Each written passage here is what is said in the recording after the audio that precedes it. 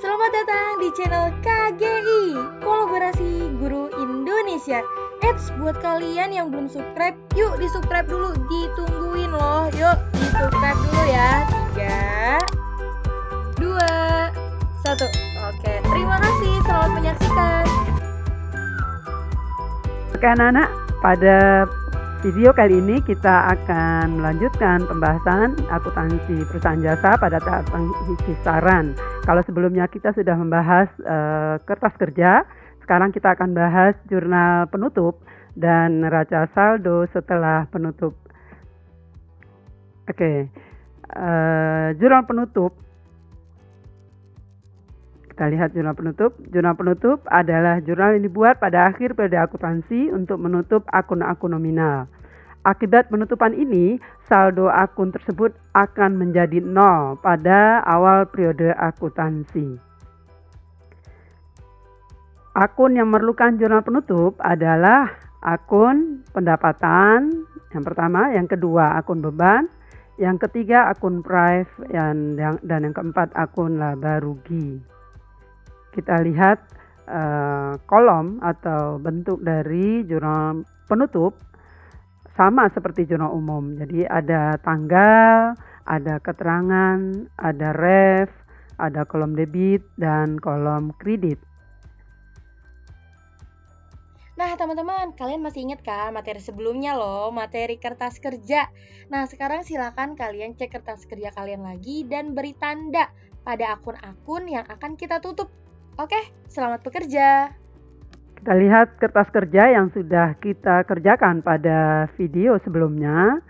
Perhatikan akun yang terdapat di kolom laba rugi, itu ada akun pendapatan, kemudian ada akun beban dan akun laba rugi, serta satu lagi akun yang terdapat di kolom neraca itu prive.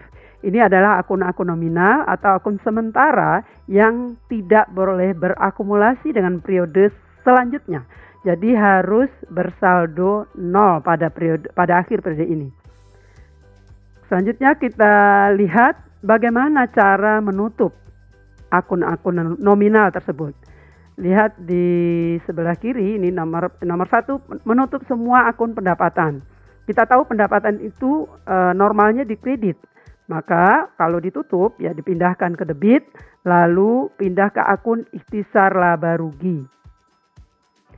Yang kedua akun beban. Beban itu normalnya di debit. Untuk menutupnya dikreditkan. Beban-beban itu dikreditkan semuanya lalu dipindahkan ke akun ikhtisar laba rugi. Ikhtisar laba ruginya debit, bebannya dikredit. Kemudian yang ketiga adalah akun ikhtisar laba rugi. Laba atau rugi salah satu tentunya. Jika perusahaan itu laba, ini akan menambah modal. Maka kita menutupnya ikhtisar laba ruginya di debit, lalu modal pemiliknya di kredit. Karena modal bertambah itu di kredit. Sebaliknya, jika perusahaan mengalami rugi, maka modal perusahaan berkurang. Sehingga modal didebitkan, di kreditnya ikhtisar laba rugi. Yang terakhir, yang keempat, prive itu mengurangi modal, maka modalnya di debit, prive-nya di kredit. Oke, kita lihat dari soal yang sudah tadi dikerjakan di kertas kerja, lalu kita buatkan jurnal penutupnya seperti ini ya. Jadi beban pendapatan didebitkan, yang normalnya kredit debitkan, lalu pindah ke ikhtisar laba rugi. Kemudian beban, kalau beban ini tidak boleh digabung, tetap sendiri-sendiri. Jadi ada beban gaji, sewa, bunga, asuransi, perlengkapan salon, penyusutan peralatan, lalu beban listrik. Ini semuanya masing-masing dikreditkan, lalu dijumlahkan, pindahkan ke akun ikhtisar laba rugi.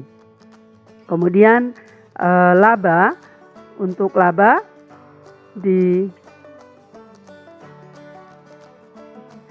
nah yang ketiga adalah laba atau rugi perusahaan. Karena pada contoh soal ini, Salon Indah ini mengalami laba, maka kita pindahkan ke modal Nyonya Sari yang pemiliknya. Jadi modal itu kan berarti dengan adanya laba modal bertambah, maka ikhtisar laba ruginya di debit, lalu modal Nyonya Sari di kredit. Nah, ini agak ketutup ya nak. Nah, mundur tuh kelihatan angkanya. 122.900 debit, kreditnya juga sama. Terakhir, Prive Nyonya Sari. Prive itu kita tahu mengurangi modal, maka modalnya di debit. Ini kurang ya nak, harusnya ditambahin modal Nyonya Sari, lalu dikreditkan Prive Nyonya Sari, karena Prive itu kan normalnya di debit, lalu kita pindahkan ke kredit, maka modalnya berkurang, maka di debit. Nominalnya ini ketutup. Nah, mundur dikit deh. Nah, kelihatan 10.000 debit, 10.000 kredit. Oke ya. Nah, jumlahnya pasti balance ya, 404.600. Nah, ketutupan. Pokoknya angkanya sama deh, pokoknya tertutup ya. Karena tertutup orangnya. Oke, dah. Oke. Wah, gimana nih teman-teman? Gampang kan untuk membuat jurnal penutup? Oke, nah sekarang biar kalian lebih mantep lagi, kita langsung aja yuk kita praktik buat jurnal penutup. Nanti akan saya lampirkan, ini dia lampirannya untuk kalian kerjakan. Silakan ya. Tandai dulu akun-akun yang akan kalian tutup. Nah, terus buat jurnal penutupnya. Setelah itu baru deh kita posting. Kita posting jurnal penutup ke buku besar.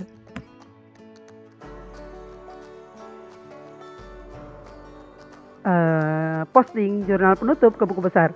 Semua jurnal yang kita buat, mulai dari jurnal umum, jurnal penyesuaian, jurnal penutup, ya semuanya itu diposting ke buku besar. Kita lihat postingan dari jurnal penyesuaian dan jurnal penutup ya. Pertama kita tentu siapkan dulu kolomnya. Ini bentuk 4 kolom yang sudah pernah kita kerjakan.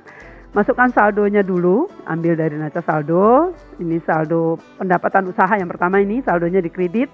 Kemudian ada penyesuaian, penyesuaiannya dikredit 30.000, maka kredit tambahkan, lalu ditutup ya. Dari jurnal penutup tadi ditutup, didebitkan, maka saldonya 0. Terbukti ya, dengan kita buat jurnal penutup, maka akun nominal ini bersaldo 0.